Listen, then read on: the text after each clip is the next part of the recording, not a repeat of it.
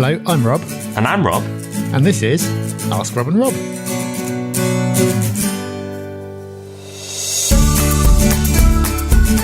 It certainly is, or should we call it Ask Rob and Sylvia? You'll see what I mean in a moment.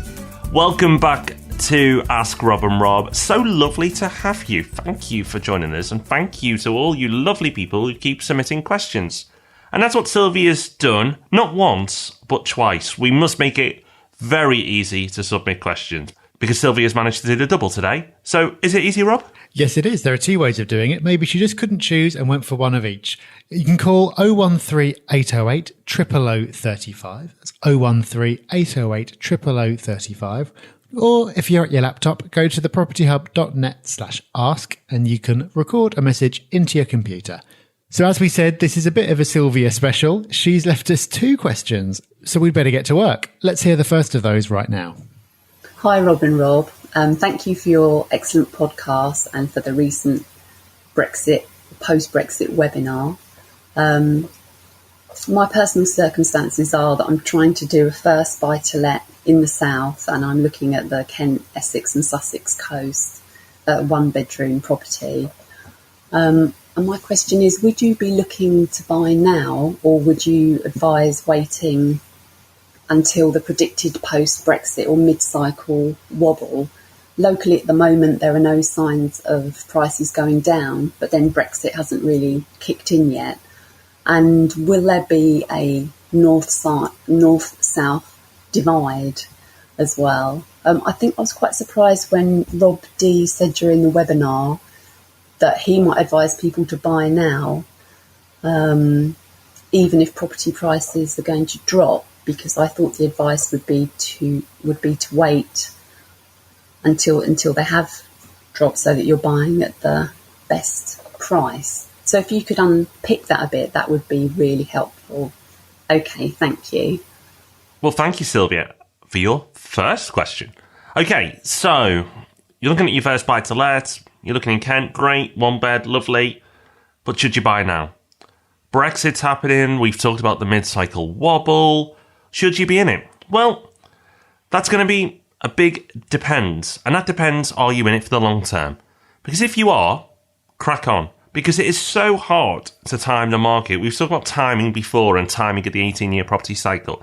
It's hard to say with pinpoint accuracy exactly where we are now. You can understand the theory, but it might be a year out either way. So, if you're in it for the long term, Sylvia, I wouldn't be worried. I'd invest because, as Rob D did say in the webinar, prices might dip a bit, but they're going to dip. It's a wobble, not a full-on crash. So, actually, yeah, you might lose out by a few percentage points here or there, but people are nervous right now. And when people are nervous, there are opportunities. So take advantage of them.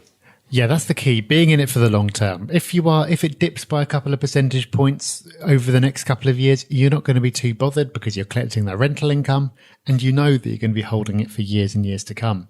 The danger of waiting for the dip is that it might not happen at all.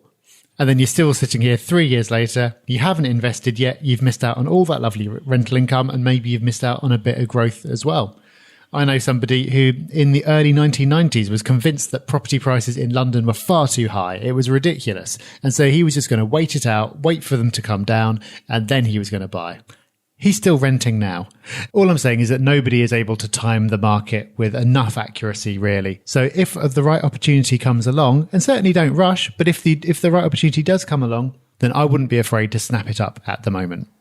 Right. Rob, you'll never guess who's asked the second question. It's not. It is. It's Sylvia. Hi, Rob and Rob. This is Sylvia from Kent again. I've just left a question, but I also have another one, just in case you run out of people phoning up and leaving you questions. My personal circumstances are that I'm struggling a bit to raise a deposit, but there is a lot of capital in my own home because my mortgage is nearly paid off. And I quite often come across advice recommending using capital in your own home to fund a buy-to-let. But what does this actually mean?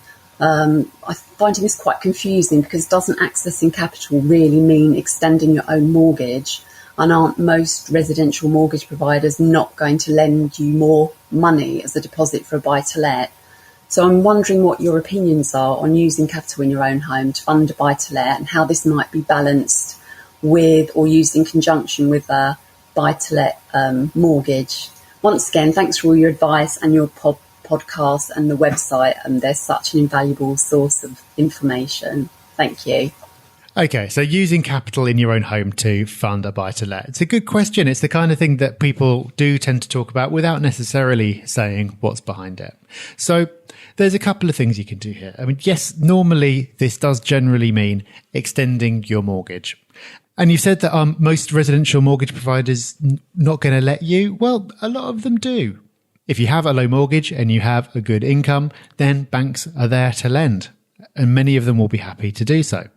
Alternatively, you could take out a second mortgage. So rather than extending your mortgage with one lender, get a second mortgage with another lender who know what it is that you want to do. They're quite happy doing it, and you get your money that way.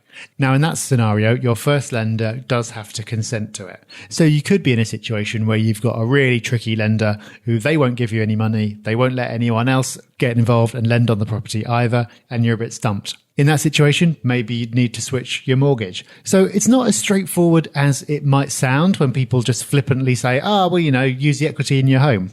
It can involve a bit of hoop jumping and a few things to set up. And it's not for everyone. Not everyone wants to take on that level of risk, and they just want to pay their mortgage down. But that's the big picture of how you do it. So that's us for another week. Will Sylvia be back for more questions, or will we let some of the people else on the show? I'll give you a hint. We will actually let other people on the show next week. But thank you so much to Sylvia for your 2 questions. We'll be back on Thursday with the main property podcast. But of course, we'll also be back next Tuesday with Ask Rob and Rob.